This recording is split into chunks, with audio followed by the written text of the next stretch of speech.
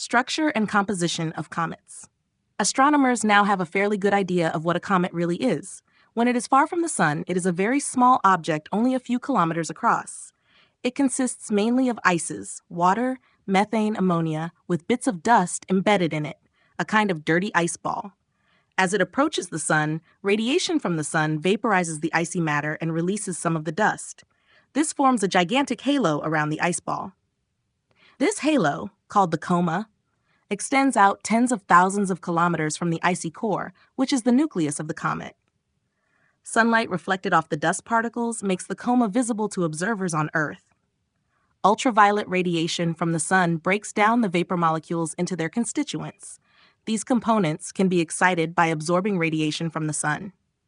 In returning to lower energy states, the excited atoms and ions emit light, contributing to the luminosity of the coma. When the comet gets even closer to the sun, one of its most spectacular parts begins to form, the tail. Actually, there are two kinds of tails, the dust tail and the ion tail. The dust tail is produced by the light from the sun reflecting off the dust particles in the coma. A photon carries momentum. In bouncing off a dust particle, it imparts a tiny but perceptible momentum change to the dust particle, driving it away from the coma. As the comet sweeps along its orbit, it leaves a curving trail of dust behind in its path. This visible dust tail can extend for tens or hundreds of millions of kilometers out from the nucleus. The dust tail is characterized by its gently curving shape and its yellowish color. A different mechanism is responsible for the ion tail.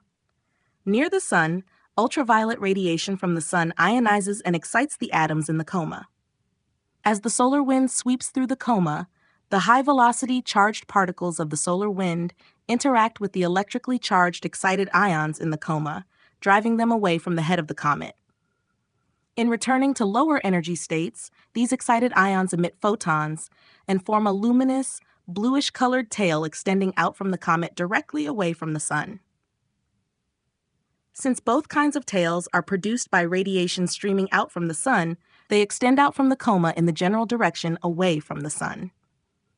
A comet may exhibit several tails of each kind. Although the nucleus is of the order of a few kilometers in size, the diameter of the coma may be tens or hundreds of thousands of kilometers. The tails typically extend out tens or hundreds of millions of kilometers away from the coma. A comet leaves a trail of matter behind it as it moves through the inner solar system. Some of this debris may get strewn across Earth's orbit around the sun. When Earth passes through this part of its annual path, it sweeps through the dust trail. The particles enter Earth's atmosphere at high velocity. The air friction can cause one of these bits of matter to produce a brief streak of light as it burns up in the atmosphere. Since a comet loses matter on each pass by the sun, eventually, it will be depleted to the point where it is no longer visible. Comets that approach the sun have finite lifetimes. Given the typical sizes of comets and the typical rates at which they lose matter, astronomers have concluded that the lifetimes of comets with orbits that bring them near enough to the sun to be seen from Earth are much shorter than the age of the solar system.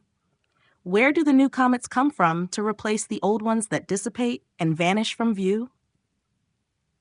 Dutch astronomer Jan Oort proposed that a giant cloud of matter left over from the formation of the solar system surrounds the sun and extends out to about 50,000 astronomical units. This cloud contains large chunks of matter like the nuclei of comets. The gravitational influence of a passing star can be sufficient to perturb the orbit of one of these chunks, sending it toward the inner solar system and bringing it near the sun.